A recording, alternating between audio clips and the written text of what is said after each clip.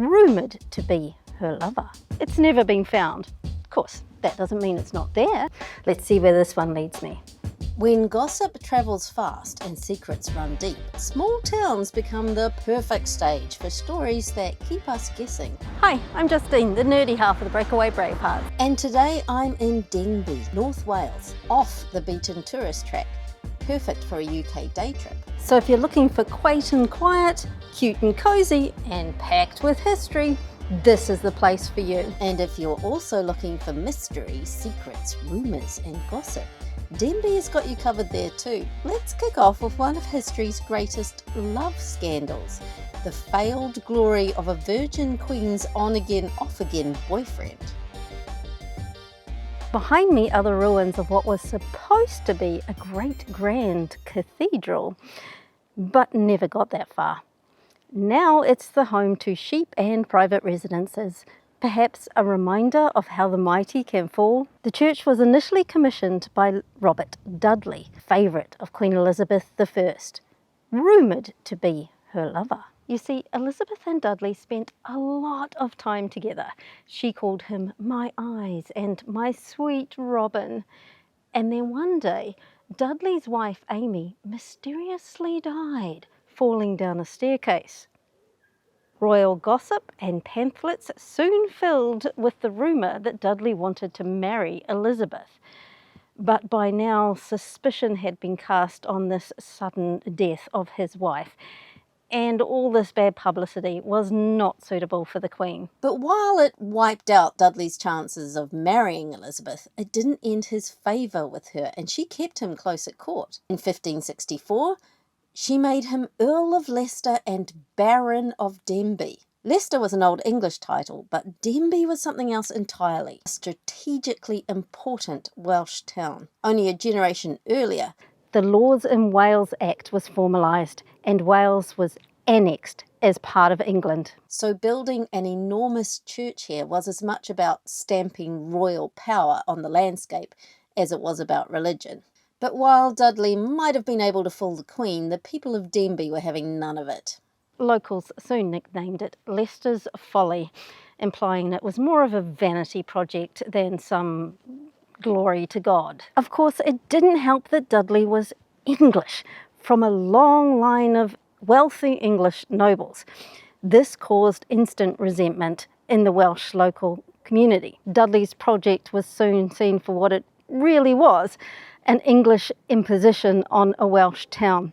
And it wasn't much longer until Dudley messed up again. In 1578, he secretly married Lettice Knollys, who happened to be Elizabeth's cousin. When the Queen found out, she was absolutely furious. She banished Lettice from court for life. Dudley, however, was just kept at arm's length for a few months, but he could never quite repair the dent in their relationship. His bad reputation not helped by jealous rivals at court and a disastrous campaign in the Netherlands. Plus, by now, his appetite for huge houses, costly entertainment, and ambitious building schemes had left him completely broke. And he was only partway through building his momentous first Protestant church. The grand legacy that he wanted to leave was suddenly way too expensive, and all his supporters dropped out. So what with Dudley's fall from grace, his sudden pullout of financial backing, the weather, the local opposition, and then the Spanish Armada, Leicester's church never came about. Now, it's very pretty to look at, and if you're lucky enough to be one of the residents or guests in the tower home, you'll get a beautiful view. Speaking of views, you will not want to miss a look across the Vale of Clwyd from the ruins of Denbigh Castle.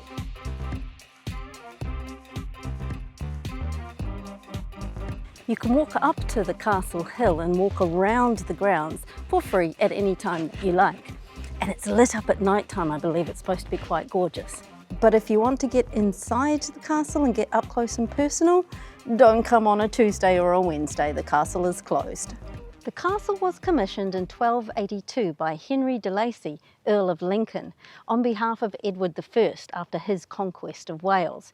It was part of Edward's Iron Ring of castles, which includes Conwy, another place I highly recommend you visit. By 1295, this massive castle had a triple tower gate and was full of the latest military technology. Denbigh Castle wasn't just a building, it was a statement, projecting English authority in a region still adjusting to their new rulers. For the people living here, it was a daily reminder that the English had the power to crush uprisings and reshape lives. As soon as the castle established Denbigh's role as a major border town between England and Wales, life for the locals changed significantly. This is something that really interests me, particularly right now, as we look at news of the world and we see those folks in towns on the border of Ukraine or Palestine and the lives that they must be living. So I've gone to see what history can teach us and how history might help us understand what's going on for those people. And I'm taking a deeper dive into Denbigh and what life was like in a border town. That will be next Sunday's video, so please hit subscribe and the notifications bell to make sure you're part of that. The castle still wasn't complete when Henry de Lacy died in 1311. And the great gatehouse probably never did receive its planned turrets or final story. Perhaps he just didn't have the heart for it anymore. Legend says the Earl was devastated after his eldest son, Edmund, fell to his death down the castle well. But while it may not have been completely finished, the castle continued to attract events of national importance. It was strong enough to withstand many attacks and sieges, including the most famous Welsh uprising in 1400 to 1415, led by Owain Glyndwr. In 1400, Henry Percy, that's Shakespeare's Harry Hotspur, held Owain Glyndwr at bay for more than 2 years before rising up against the English crown for himself. A couple of centuries later, it was a Royalist stronghold during the English Civil War. And in 1646, it withstood a siege by parliamentarians for 6 months before finally surrendering. It was one of the last Royalist bastions. After the siege, the parliamentarians ordered the castle slighted.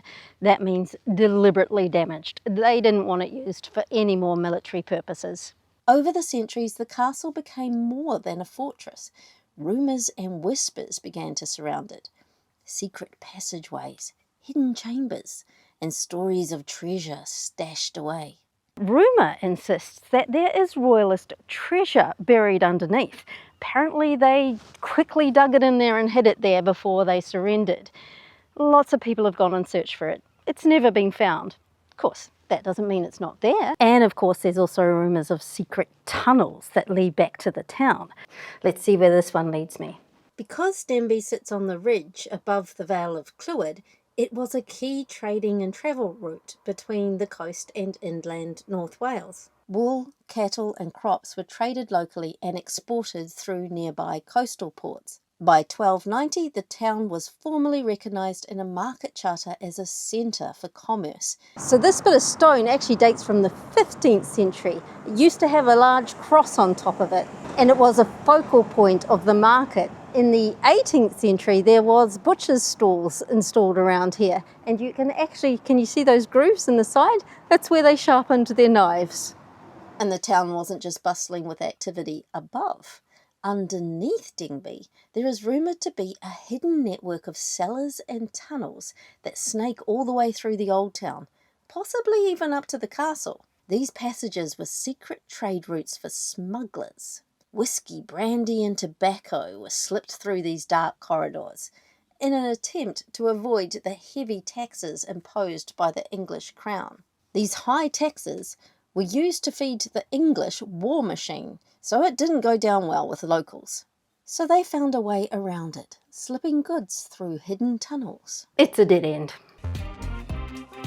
As you walk the streets today, you can imagine the underground secrets of a past where rules could be bent and stories grew taller in the telling. One such story is that of the haunted courthouse, now an abandoned building. Well, abandoned by all except its resident ghost, although no one can quite agree on exactly where the line between truth and gossip blurs. The ghost is believed to be that of Magistrate Thomas Jenkins, who served here in the 19th century. By that time, the magistrate system had been in place for centuries, and on border towns like Denbigh, keeping law and order was very important. And some say that's why he still roams these halls. His spirit is tied here forever, because those stressful decisions he had to make still keeps him pacing up and down the corridors. You can hear the sound of his gavel at night. Actually, the rumours of Magistrate Jenkins aren't backed up by any historical records. Perhaps evidence of his life was simply lost in history's fog, or perhaps he never existed at all. Ghost stories like this are another way of remembering. When you choose a figure like a magistrate, it goes to show how important law and order was in a town like this. Holding on to the spirit of somebody who symbolises justice makes sense for a town whose history is layered in rebellions and trade. The value of justice must be an important one for this community. And now they have to decide what to do with this building. It was proposed to be a museum back in 2017. There were news reports that that was what was going to happen. But for some reason that obviously didn't happen, and I read a recent Facebook post actually back from January 2025 when they were asking community what would they like to see happen. And the majority votes was for this to become a youth centre, somewhere for young folk to go, to have parties safely, but that hasn't happened yet either. It's now September, it's still locked up, and the windows are still broken and boarded over. It will be interesting to see who gets the final say over how the building is used and what is remembered from this part of Denbigh's history. And that's the fun of Denbigh. Fact mixes with fiction, and every corner hides another secret or whispered name. But one famous figure who left plenty of evidence of his complex legacy is a local-born explorer caught between heroism and controversy. Henry Morton Stanley was born John Rowlands in Denbigh in 1841. His birth was somewhat secretive. His mother was unmarried and his father absent. His early life was tough. He was sent to a workhouse as a child after his mother died, but he left quite young, immigrating alone to America as a teenager. He arrived in the US with little money and quickly changed his name, before heading into journalism and exploration. In 1870, he was given a task that would make him famous: to find a missing man, Dr. David Livingstone. Livingstone, missionary/explorer, had disappeared almost 4 years earlier during his quest to find the source of the Nile River. So the New York Herald commissioned Stanley to lead an expedition to find Livingstone, and he did. Stanley is now best known for tracking down the missing Scot and famously greeting him with the words, "Dr. Livingstone, I presume?" This phrase, reported by Stanley, not Livingstone incidentally, became iconic. Stanley's successful search brought him international fame, and back in his hometown, he now has a statue to remember him by. The words they've written on the statue are Africa's greatest explorer. Now, I imagine there was a bit of debate when choosing those words because that's not how everyone remembers him.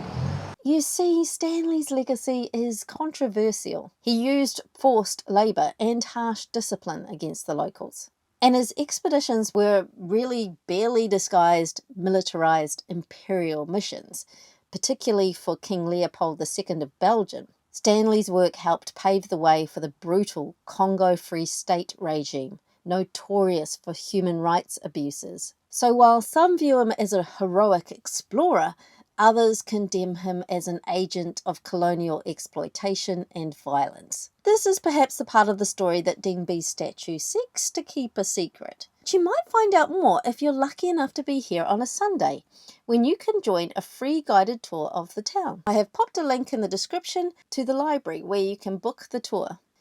But on your tour, what you won't see are any statues dedicated to women. All the memorials are to men. Now, that doesn't mean that women didn't play a hugely significant role in Denbigh's history. It just means they're not part of that system of remembrance. Like many towns, Denbigh's historical records mostly feature men. Magistrates, wealthy men in power, explorers. not the women who were behind the scenes, managing the household, supporting the economy, caring for the sick, and maintaining community ties. For example, in 1832, during the cholera outbreak, it was women who were the caregivers, who kept the community going. But their names aren't remembered anywhere here. And then there were the women in religious communities, like the Quakers and Methodists, who were often the early champions of social welfare and education. They quietly shaped a lot of what makes Denbigh tick today. There's one woman who lived around here, and she's actually called the Mother of Wales. Her story is fascinating, and it's inspired me to do a whole other video all about just how women are portrayed, how women found power throughout history, throughout time. I'd love you to join me for that one, so if you haven't hit subscribe yet, here's one more chance to do it. It really does fascinate me who gets remembered and who decides how they get remembered, especially when there might be a little bit of controversy or debate in how that remembrance happens and which parts of their lives are remembered. Let me know in the comments, how are things remembered in your town? Looking around, you can't help but wonder about all the untold stories, the secrets and gossip that didn't get recorded, but lives on in whispers. Whose voices get left out, and which part of the story is still hidden? That's the mystery and the magic of history. So as you walk through Denbigh, remember, for every monument we see, there are countless secrets we don't. But my next video, I'm actually headed off to Anglesey. Fingers crossed, I've said that a couple of times now, it depends on the weather, but hopefully that's where I'm going. And I would love you to join me there. Until then, happy travels everyone.